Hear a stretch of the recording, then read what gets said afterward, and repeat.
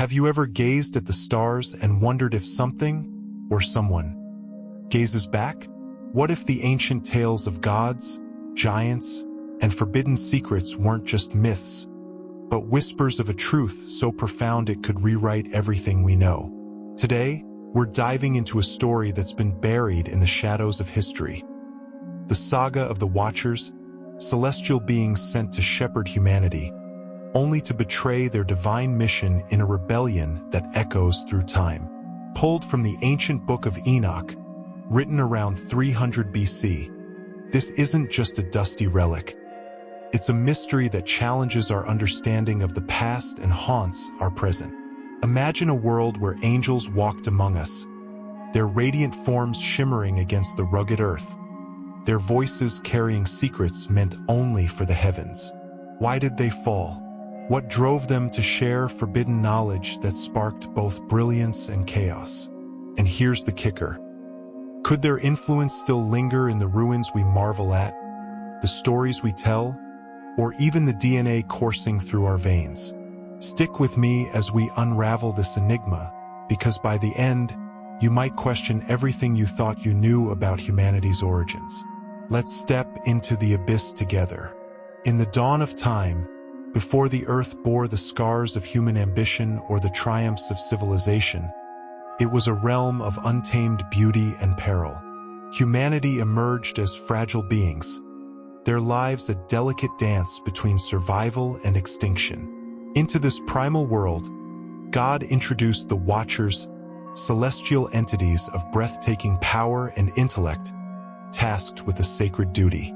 The Book of Enoch, an ancient text from around 300 BC, reveals that these were no ordinary angels. They were a select order, handpicked for their unwavering discipline, profound devotion, and unique ability to shepherd humanity without overstepping divine boundaries. Their purpose was both simple and profound, to watch over humanity as it stumbled through its infancy. From their lofty perches in the heavens, the Watchers observed our ancestors with an almost parental gaze. They saw the first sparks of fire kindled in the darkness, the rudimentary shelters fashioned from branches and mud, and the tentative alliances that would one day grow into tribes. They were not meant to intervene directly but to guide subtly, ensuring humanity's fragile flame of potential did not flicker out. The Book of Enoch portrays them as angels of immense wisdom and power, chosen not only for their might but for their restraint, a trait that defined their role as protectors of God's grand design. Why were such beings necessary? In those early days, humanity teetered on the edge of oblivion. The world was a crucible of storms, predators, and ignorance, each threatening to snuff out our nascent existence. The Watchers were the unseen architects of progress, nudging humanity toward discoveries like toolmaking or agriculture without revealing the divine mysteries behind them. Imagine them as celestial librarians, cataloging human triumphs and failures, ensuring the story of mankind aligned with a higher purpose. Yet, this role demanded a delicate balance: proximity without possession, guidance without domination. As we'll explore, this balance would prove fragile, and the Watchers' restraint would face its ultimate test. The Watchers' fall from divine grace was not a single cataclysmic event but a gradual unraveling, a seduction born of wonder and longing. It began with their fascination, perhaps even reverence, for the chaotic beauty of humanity. The Book of Enoch recounts how Semyaza, their leader, and others grew entranced by the daughters of men. This wasn't a mere lust for flesh. It was a deeper craving for the messy, vibrant essence of human existence, something their pristine celestial realm lacked. Semyaza stood at a crossroads. His duty demanded detachment, yet his heart, or whatever equivalent a celestial being possesses, yearned to bridge the divide between heaven and earth. The risks were immense. God had explicitly forbidden direct interaction with humans, but desire outweighed caution. In a daring act of defiance, Semyaza gathered 200 of his fellow Watchers and proposed a pact. They swore an oath, binding their fates together, to abandon their heavenly stations and descend to earth. The Book of Enoch captures this pivotal moment. Semyaza rallied others, convincing them to take an oath of rebellion. 200 angels pledged to leave their heavenly posts, descending to earth to act on their desires, whatever the cost. Their arrival was a spectacle of awe and terror. Picture beings of radiant light, their forms towering and ethereal, stepping onto the mortal plane. Humans, caught between wonder and dread, could scarcely comprehend the sight. The Watchers took human wives, and their unions birthed the Nephilim, giants whose existence shattered the boundaries of nature. Yet, this rebellion was more than a romantic transgression. It was a rejection of their sacred mandate, a declaration that they would no longer be mere observers. This act set in motion a chain of events that would plunge the world into chaos, proving that even divine beings could succumb to the allure of the forbidden. The rebellion of the Watchers extended beyond forbidden unions. It unleashed a torrent of forbidden knowledge upon humanity. They arrived bearing gifts of powerful, transformative knowledge, as the Book of Enoch describes, but these gifts came with a heavy price. Each lesson, while advancing human capability, sowed seeds of corruption that would forever alter the course of history. Azazel, a master of dark arts, introduced metallurgy, the forging of iron and bronze into weapons. This was no benign craft. It armed humanity with tools of conquest and slaughter. Tribes once bound by cooperation turned to rivalry, their newfound blades carving empires from blood and ash. Azazel also taught adornments, jewelry and cosmetics, that inflamed vanity and seduction, transforming beauty into a subtle instrument of power.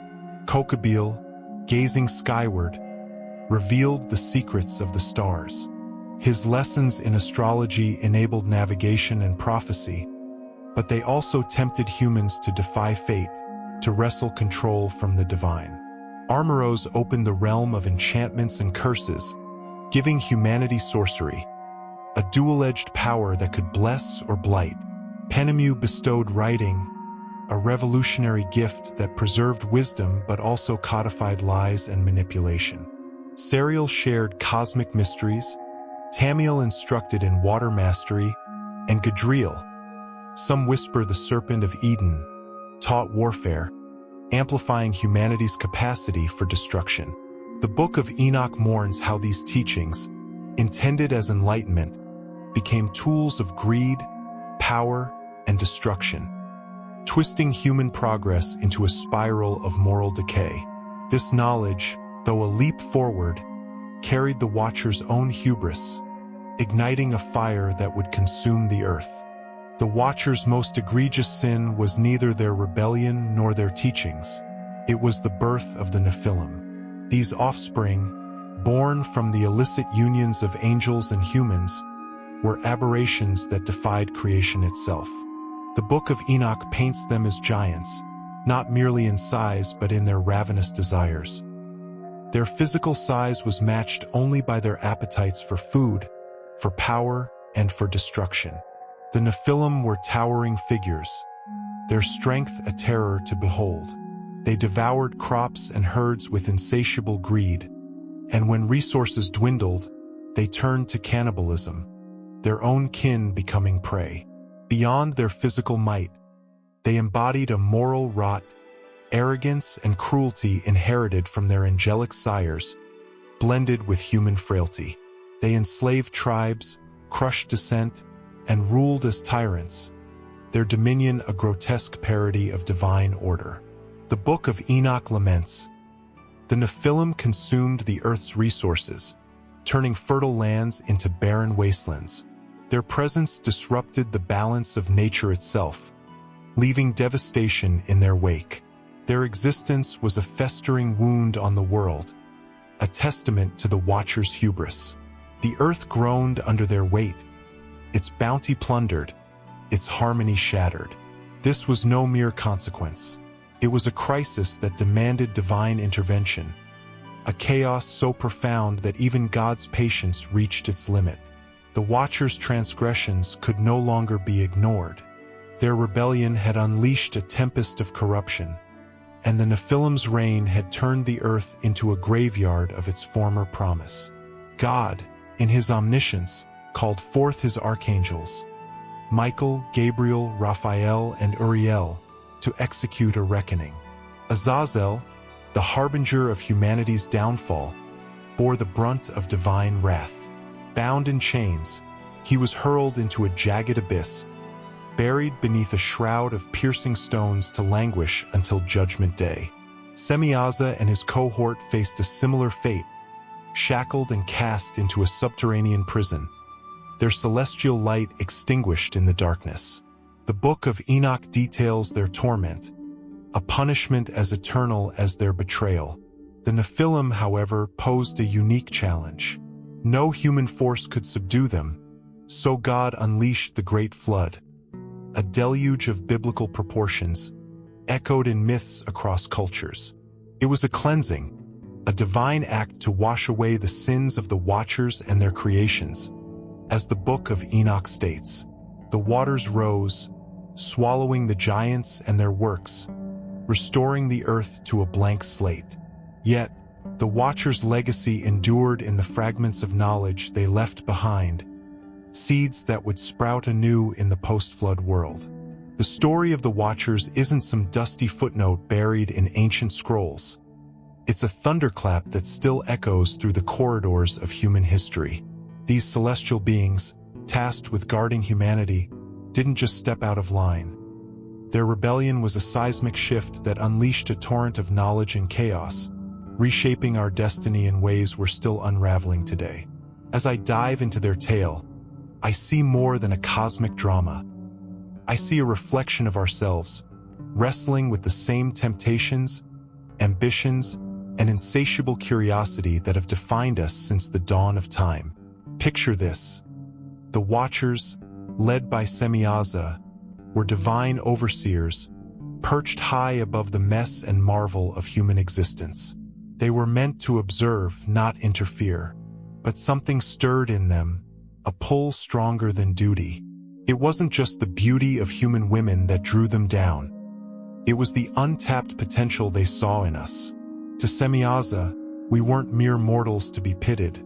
We were sparks waiting to ignite, vessels capable of holding the secrets of the universe. And so, they descended, not with malice, but with a dangerous kind of love, offering us gifts that would both elevate and unravel us. Their teachings were nothing short of revolutionary. They handed us the keys to metallurgy, how to pull iron from stone and shape it into tools and weapons. They mapped the stars, revealing patterns that guided our ships and calendars. They whispered secrets of the elements, igniting the first flames of science. Without them, where would we be? Still huddled in caves, perhaps, or scraping by with stone and bone? Their intervention lit the fuse of civilization, propelling us toward cities, empires, and the wonders we take for granted today. But here's the catch. Every gift came laced with a curse. That iron-forged plowshares, yes, but also swords. Those stars inspired awe, but also wars over omens and prophecies.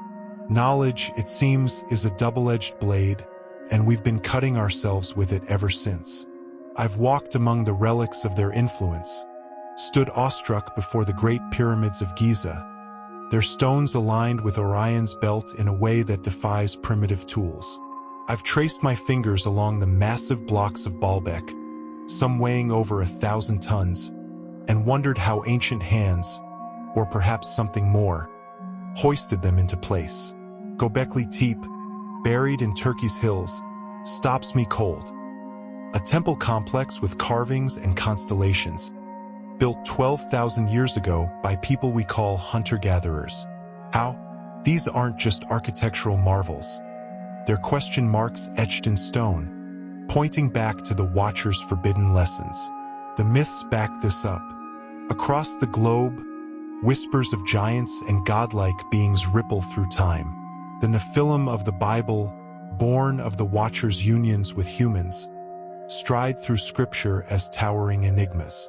The Titans of Greece clash with Zeus, their rebellion mirroring the Watchers' fall. Even the Norse Jotun, locked in frostbitten battles with Odin, feel like distant cousins of this ancient saga.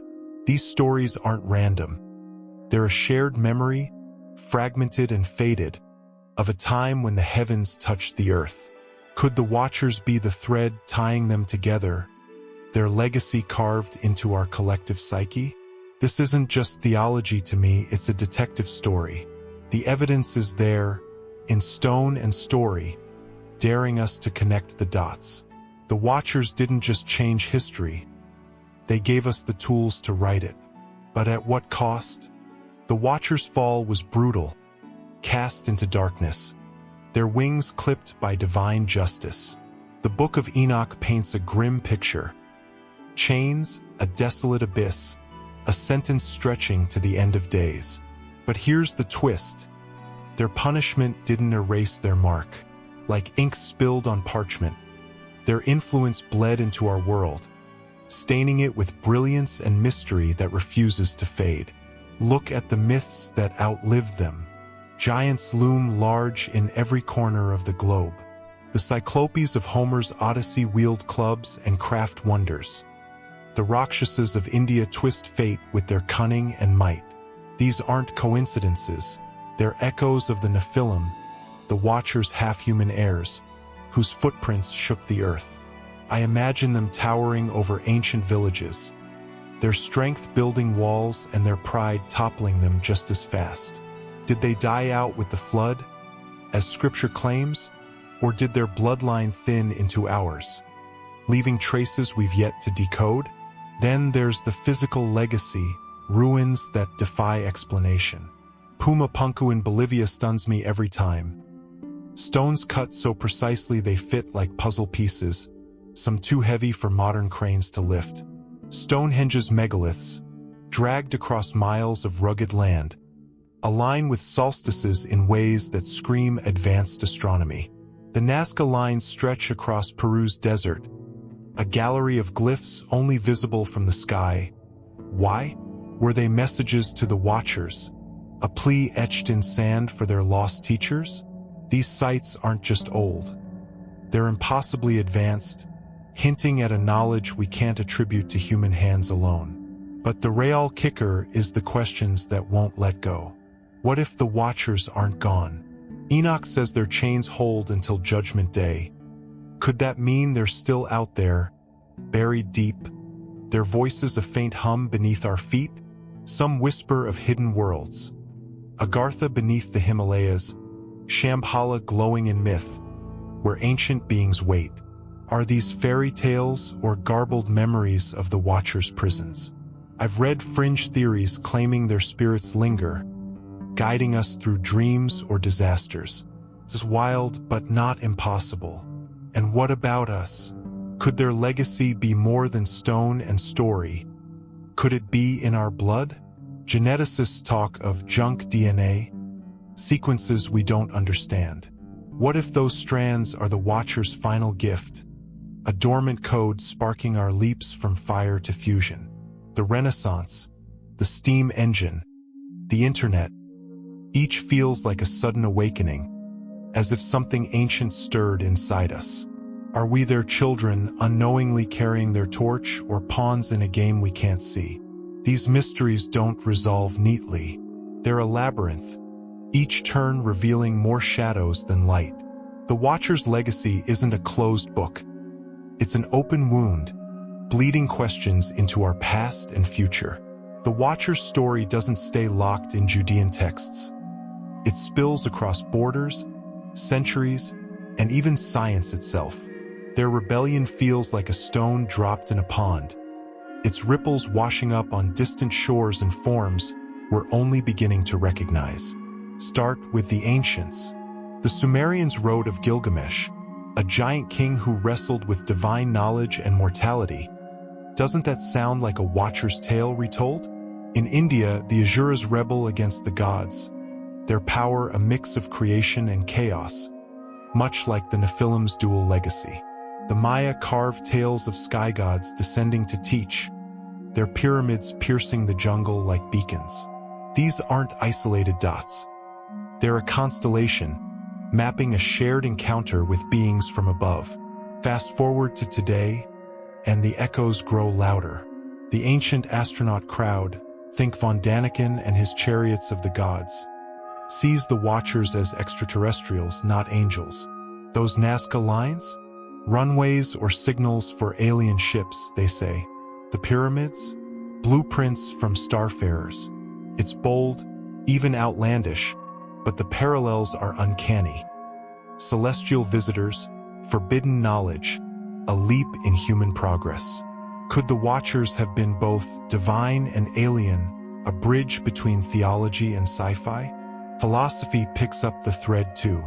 The simulation hypothesis, championed by thinkers like Nick Bostrom, wonders if we're in a cosmic program. So who's coding it?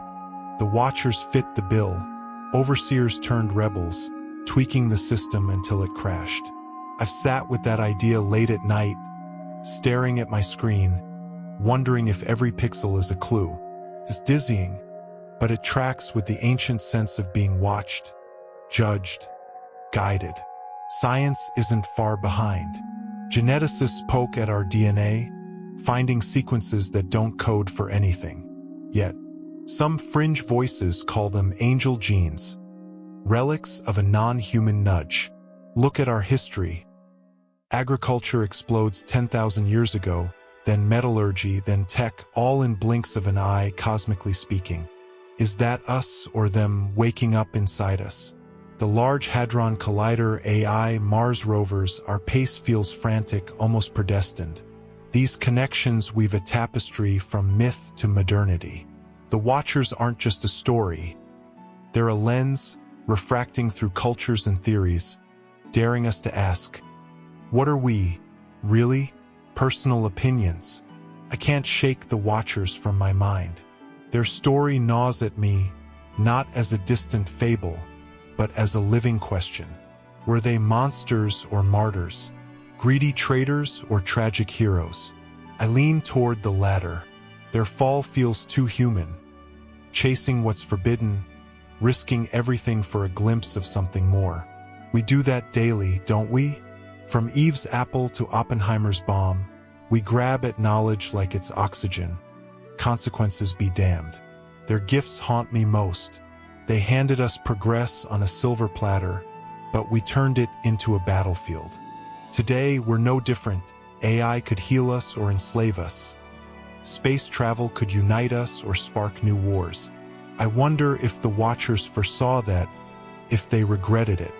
Maybe their sin wasn't pride, but naivety, believing we could handle their fire without burning down the house. I sympathize, though. Imagine watching us stumble, full of potential yet so fragile. Wouldn't you want to help? I've felt that itch as a teacher, a parent, a friend, seeing someone teeter on the edge of greatness and nudging them forward. The Watchers crossed a line, sure, but their motive feels pure. They saw us as more than we were. That's love, twisted by power into something dangerous. And I can't help but feel they're still here.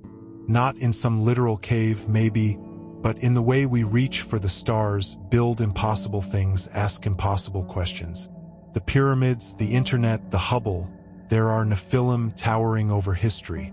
Are we echoing them, or are they echoing through us? I'd bet on the latter.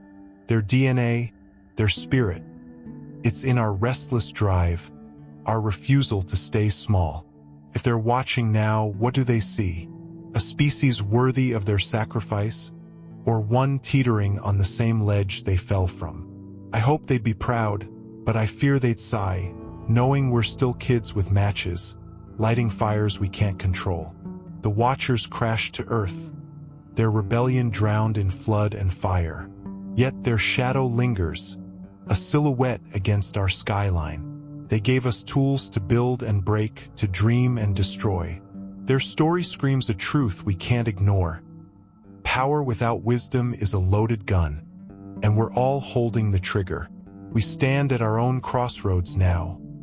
AI whispering promises, rockets piercing the void, genes bending to our will. The Watchers walked this path and it ended in chains. Will we fare better? Their tale isn't just history. It's a warning, a mirror, a call to be more than they were. So what do you think? Are they a ghost from our past or a specter of our future?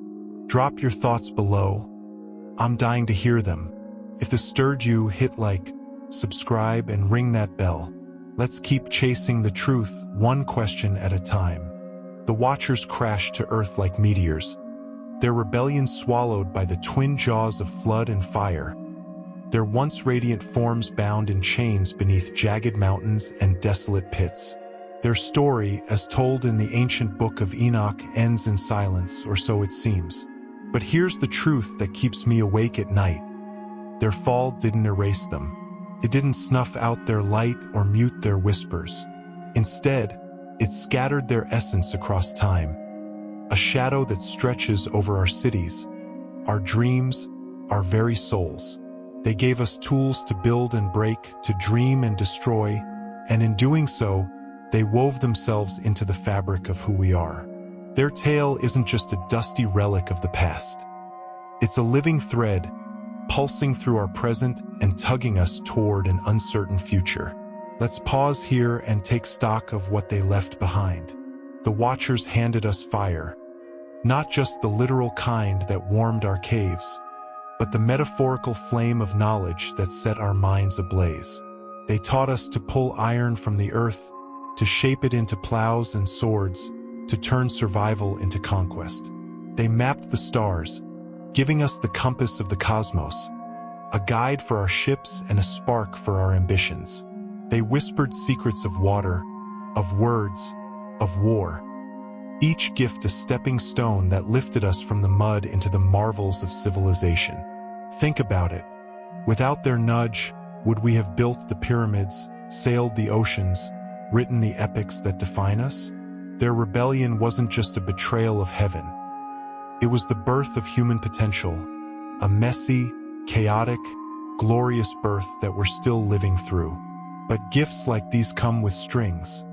Strings that tangle and choke as much as they lift. That iron forged empires, yes, but it also spilled blood across continents. Those stars guided explorers, but they also fueled wars over omens and destinies. The Watchers didn't just give us power, they gave us a loaded gun, and we've been pulling the trigger ever since. Their story screams a truth we can't ignore. Knowledge is a wild beast, beautiful and deadly, and taming it takes more than clever hands.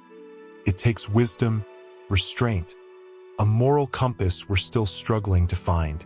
Look at our world today. AI whispers promises of utopia while dangling threats of control. Rockets pierce the void, carrying dreams of new worlds and risks of new conflicts. Genetic engineering bends life itself, offering miracles and monsters in equal measure. We're standing at the same crossroads the Watchers faced, teetering on the edge of brilliance and ruin, their chains rattling in our ears as a warning we'd be fools to dismiss. I've spent years chasing their echoes through scripture, stone, and story, and here's what strikes me most. Their fall wasn't the end. It was a beginning. The flood that swept away the Nephilim didn't wash away their influence. It didn't erase the metallurgy that built Rome or the astronomy that guided the Magi. It didn't silence the myths of giants that still echo from Greece to the Andes. Their legacy isn't a tombstone. It's a seed, planted deep in our past, sprouting through every leap we've made since. The Renaissance wasn't just human genius, it was a flicker of their fire. The Industrial Revolution wasn't just steam and steel, it was their iron reborn. The internet, binding us across continents, feels like their gift of writing stretched to its wildest dream.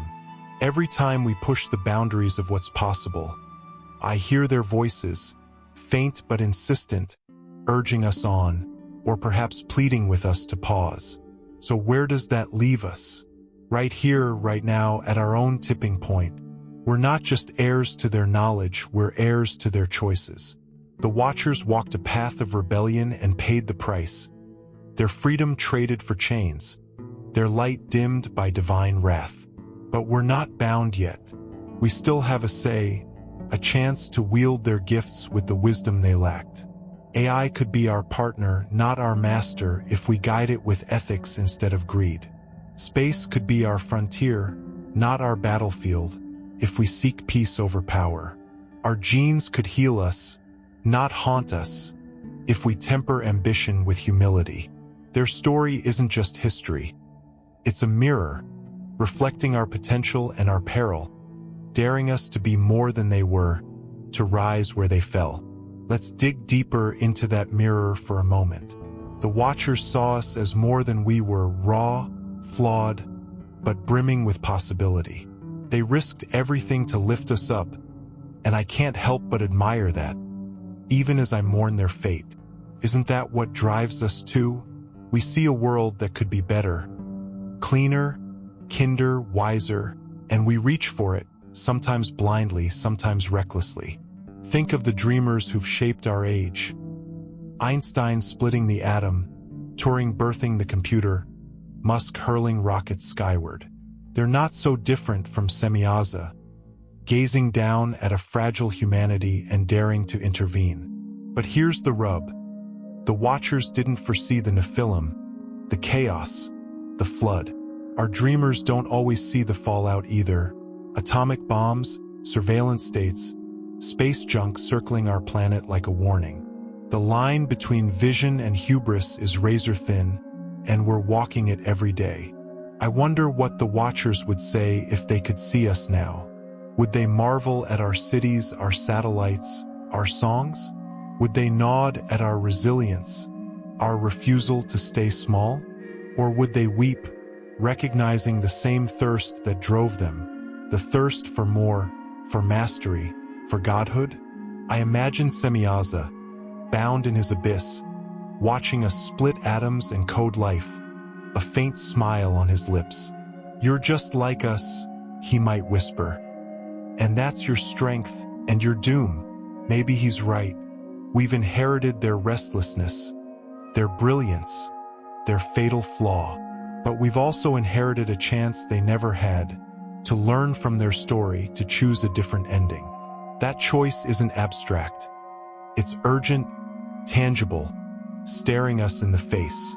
Climate change looms like a modern flood, a reckoning for our unchecked hunger. Technology races ahead, outpacing our ability to govern it.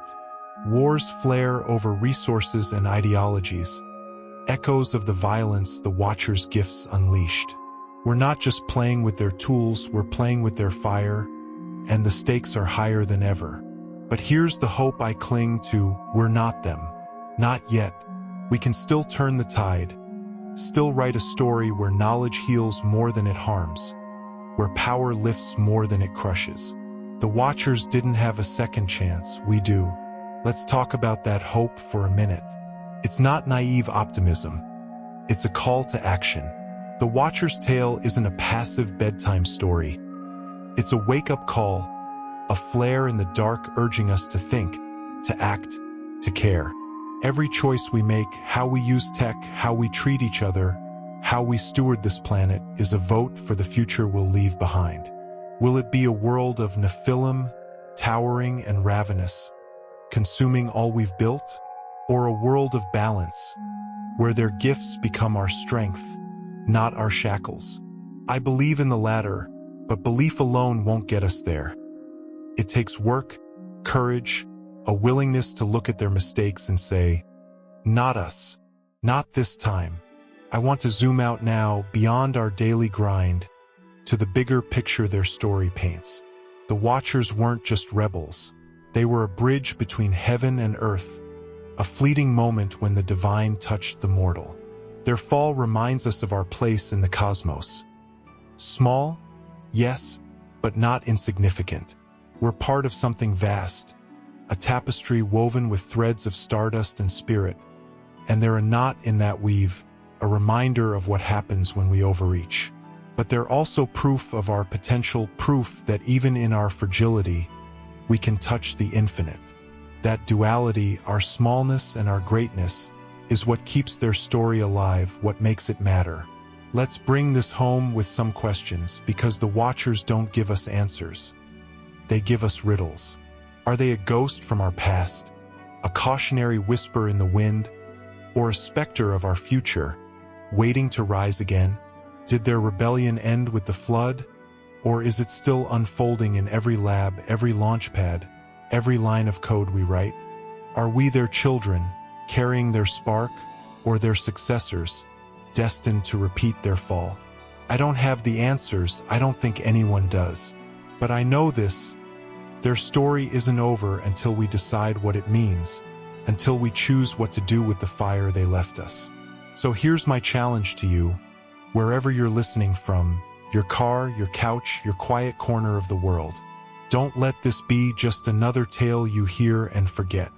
Let it sink in. Let it stir you. Ask yourself, what am I building with the tools I've been given?